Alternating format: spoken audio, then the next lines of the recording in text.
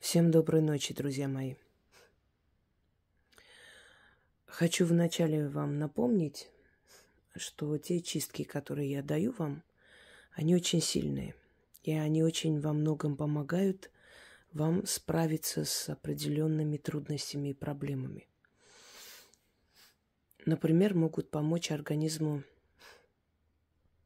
обновиться, восстановиться, обойтись без операции, очень часто так бывает, исцелить свою кровь, избавиться от человеческой зависти, открыть закрытые дороги, убрать безденежье и так далее. Для того, чтобы каждому человеку отдельно не объяснять, не снимать, точнее, не объяснять, не записывать и так далее, я решила когда-то, что я просто буду снимать и грамотно, ясно, четко рассказывать, что делать в той или иной ситуации, давать людям работы. И, естественно, за один раз я могу помочь огромному количеству людей.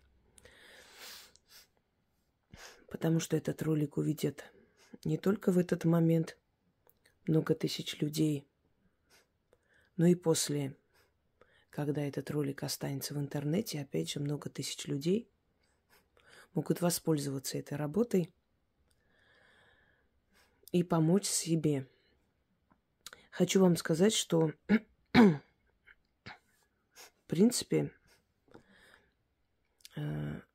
эти чистки, они убирают очень многое. И во многих ситуациях помогают. Есть некоторые исключения. Если это работа сильного мастера, чистки это снять не смогут. Они могут оттянуть определенное количество времени, отсрочить до того момента, пока вы не найдете более сильного человека, который снимет и избавит вас от этого. И если это проклятие рода, то, опять же, они могут отчасти смягчить ваше состояние, облегчить, но не более того. Это примерно так, как если бы у вас болел какой-нибудь орган, там голова, рука и так далее.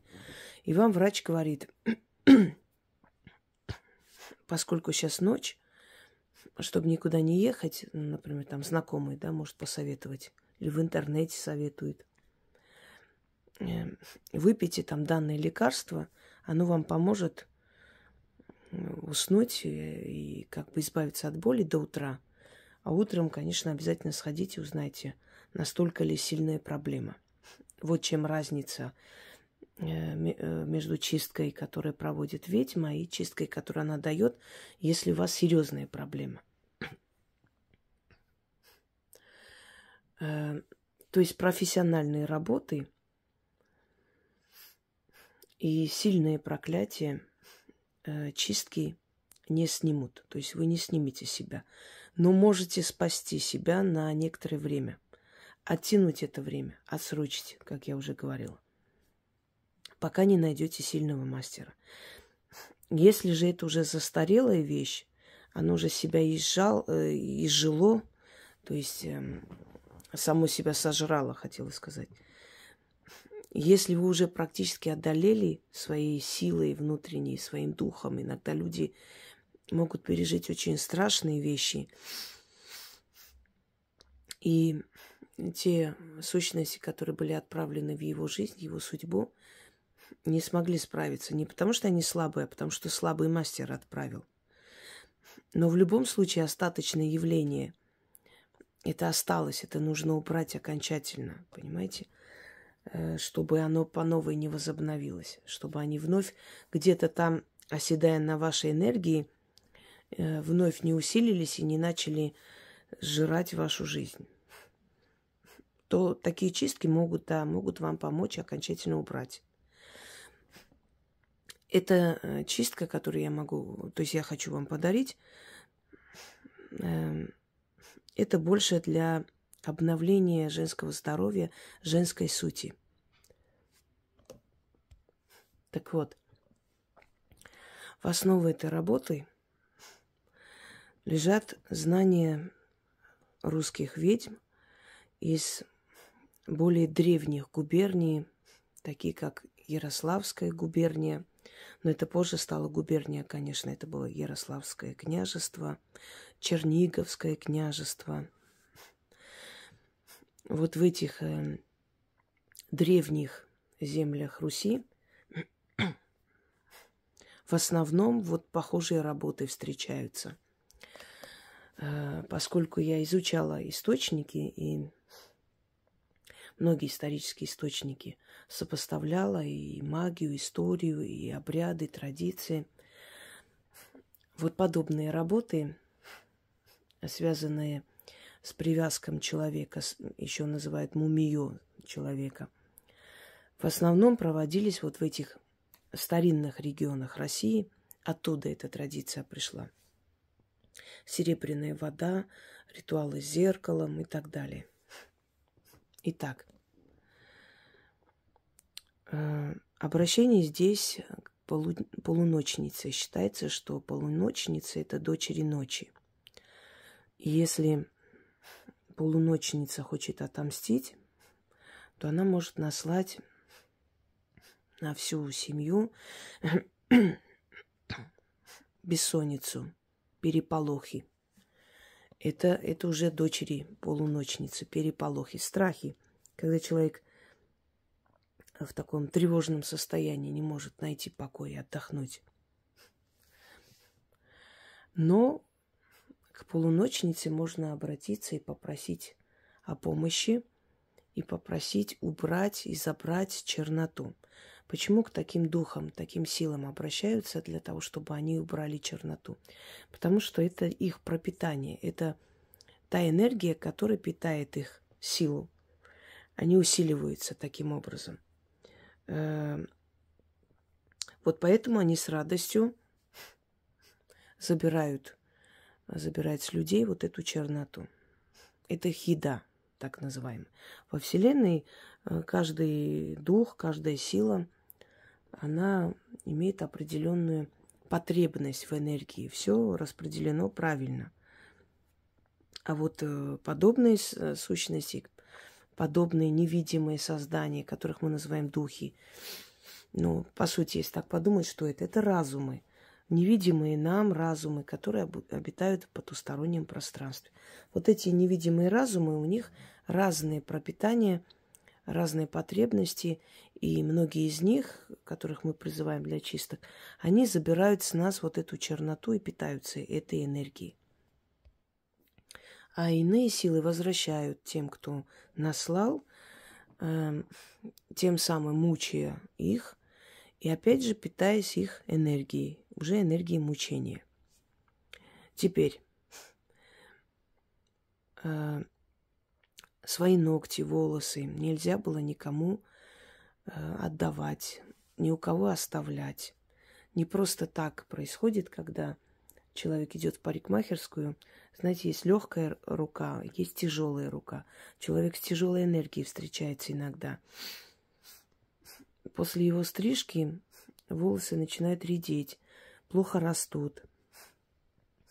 А есть парикмахеры, после которых волосы начинают оздоравливаться, становятся более пышные и так далее. И чаще всего, если у вас есть привычка волосы свои расчесывать и кидать в мусорку или где-нибудь еще, то наверняка у вас головные боли есть. Одно время и у меня была привычка, пока я себя не приучила к тому, что хотя бы, если мне некогда сжигать их, хотя бы кинуть просто и смыть волосы. Отдайте стихии воды. Воде отдайте хотя бы. Потому что если ваши волосы будут летать, непонятно где, если птицы будут забирать и выть с них гнезда и так далее, то ваши головные боли не пройдут. В волосах сохраняется, волос это как антенна, связь со Вселенной. Именно поэтому в древние времена волосы стричь было не принято. Нельзя было, Ну, и бороды стричь, между прочим, хочу вам сказать. Почему бороды отращивали мужчины? Потому что это их связь с родом. Через волосы человек принимает определенную информацию на самом деле. Это реальность. Это не означает, что мы должны все ходить там волосатые и прочее. Нет. Но, по крайней мере, мы должны очень бережно относиться, потому что волосы отчасти наша защита. И не разбрасываться там и здесь. Еще волосы – это связь с нашей сущностью. Это волосы, то есть это связь с нашим фантомом, с нашими подсознательными там страхами, желаниями и так далее. Волосы – это связь с нашим родом. Почему волосы, если попадут в нехорошие руки, то на них можно навести что угодно. Волосы, ногти. Это не просто, скажем так, материал, который можно срезать и выкинуть. Это материал, который нас связывает с ними. И если это забрать, если с этого сделать вольт или что-то еще, то человек может пострадать. Смотря кто делает, конечно.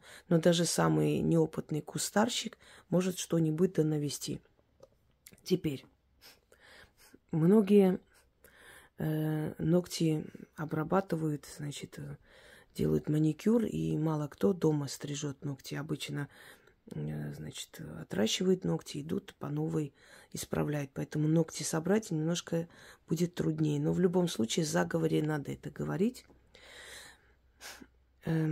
По крайней мере, соберите волосы. Вы расчесываетесь, снимайте с расчески и собирайте в пакете. Если вы стрижете ногти, если вы не ходите никуда, сами делаете, значит, стригите, соберите туда ногти. Раз в месяц берете котелок. Раньше сжигали дрова, другие там, скажем так, такие материалы для розжига. Сейчас более современный мир. Можете брать спирт. Можете брать даже вот для розжига костров. Оно там состоит из парафина. В принципе, можно и этим. Значит, в этом котелке сжигаете и читайте над огнем. Можно перемешивать, можно там добавлять сверху масло или спирт, чем вы сжигаете, смотря. Значит, можете читать даже тогда, когда огонь погас. Читать надо 6 раз. Раз в месяц. Ну, не обязательно прям строго соблюдать. Ну, как вспомните, месяц прошел, все уже собрано, берете это все, сжигайте в этом котелке, 6 раз говорите эти слова, после чего смывайте в унитаз, смывайте в раковину, куда у вас удобнее смывать, туда и смывайте. Если у вас рядом есть река, можете в реку кинуть. Но, конечно, лучше смыть дома и закончить этим. И запомните, нельзя кидать это в стоячую воду, потому что стоячая вода, болотная вода, озерная вода, море, оно символизирует как бы застой. Только река символизирует жизнь, продвижение вперед. Если вы вот сделаете это своей привычкой, по сути, вам придется в год, наверное, 12 раз это проводить. Если вы сделаете это своей привычкой, вы начнете замечать вот через месяц, 2, 3, что вы начинаете молодеть, вам становится легче, у вас лучше становится самочувствие, у вас снимаются отеки ног. Дело в том, что мы живем в социуме. Вокруг нас огромное количество ненависти, злости, зависти. Особенно, если вы на виду, особенно, если вы умный человек, яркая личность и так далее. Это подходит и для женщин, но оно может и обновить и мужскую энергию. Здесь четко, ясно не сказано, что это именно вот женская энергия или мужская. Почему я для женщин рассказываю? Потому что в основном женщины это делают. Женщины больше связаны с миром духов, у них более развито это чутье, понимание. Знаете, не помню, кто из древних колдунов сказал: все смеются над магией до тех пор, пока не испробовали сами. и не увидели это чудо. Вот поэтому у мужчин немножко другая психология. Они начинают верить в это, когда видят, что действительно ваши заговоры принесли в семью деньги, удачу. Они начинают в это верить. Даже сами напоминают, что иди сделай, начитай, может, чего надо купить для фортуны. Еще раз повторюсь, женщина верит и получает. Мужчина получает, только потом верит. Мы по-разному созданы, по-разному живем и по-разному чувствуем. Итак, вам нужно месяц собирать ногти и волосы. Если ногти не собираете, хотя бы волосы. Волосы-то вы точно расчесываете. Если пойдете в парикмахерскую, вам постригут, попросите там что-нибудь постелить и после отдать вам ваши волосы. Не оставляйте там волосы. Пусть даже с чужими волосами, неважно, но забирайте. И сожгите, естественно. Значит, волосы, ногти. Ну, для розжига спирт подходит или еще что-нибудь, что удобно. Сжигайте, но сжигать нужно после 12 ночи, то есть 00:00 ночи. Это время полуночниц, с 00 до 03. Это самое активное время духов. Поэтому старайтесь такие сильные работы делать вот в этом промежутке. 6 раз начитали, смыли, ложитесь спать. У вас будет сон, как у младенца. Успокойте нервную систему, прям станет легче, вот боль в ногах отпустит и так далее. На самом деле вы помолодеете. Вот что у вас будет происходить. Сделайте это. Знаете, иногда нужно и себе помочь, не только другим. Если вашей дочери больше 12 лет, ей тоже можно это провести. Точно так же собрать свои волосы, ногти, заодно и вы научите ее этому. И это станет привычкой на всю жизнь. Это замечательная привычка. И после чего проведете и обновите свое женское состояние и здоровье. Мужчины могут провести. У мужчин не такие длинные волосы, но ногти-то они стригут. Пусть будет какая-то часть волос, какая-то часть ногтей. И у них организм обновится. Просто я знаю, что это будет делать женщина, поэтому больше нацелена на них. И заговор следующий. Пойду я простоволосая и босоногая. Из дома в ворота, из ворот во чисто поле. Там сидит на троне мать-полуночница. У ее ног костер жертвенный яро пылает. Всю черноту людскую сжигает. Полуночница-матушка, узри меня, услышь меня. В моем деле подсоби мне. Кидаю в костер у ног полуночницы волосы и ногти. Если у вас только волосы, значит только волосы. Только ногти, значит только ногти. Через ногти мои, через мои волосы тело свое очищаю. Всю черноту с себя снимаю. В огне сжигаю порчи и корчи, с глаз и злой посыл. Людская зависть. Навели мне, али сама на себя стянула.